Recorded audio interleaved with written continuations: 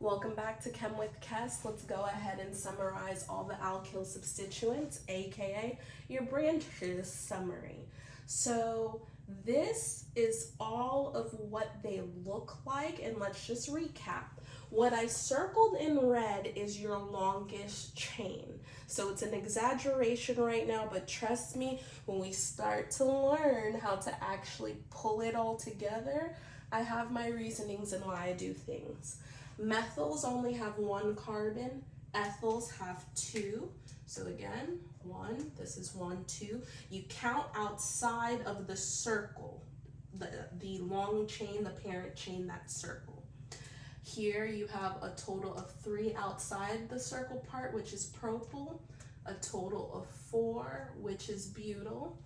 Here you see how there's 3 still, so it would remind you of a propyl, but remember, it looks like a Y. The letter Y is isopropyl.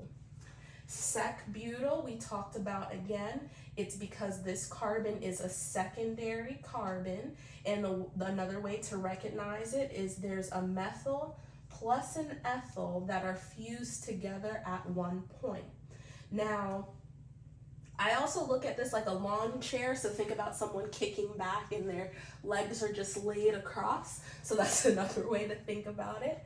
Isobutyl, again, you could think about as a stick with the Y, or again, you can think about the pinwheel that I talked about earlier in the last video, and tert-butyl is the one that looks like your cross. So remember, these have a total of 4 carbons in them, so they're all derivatives of butyl because they all have 4. However, because we created the constitutional isomer of the butyl chain, this is how we got a multitude of other groups. Can this happen with group number 5 or number 6? It's a possibility. Don't stress yourself out. Just let the instructor kind of tell you where they're going, and take good notes in class. Now, the last thing is when we're dealing with alphabetical order.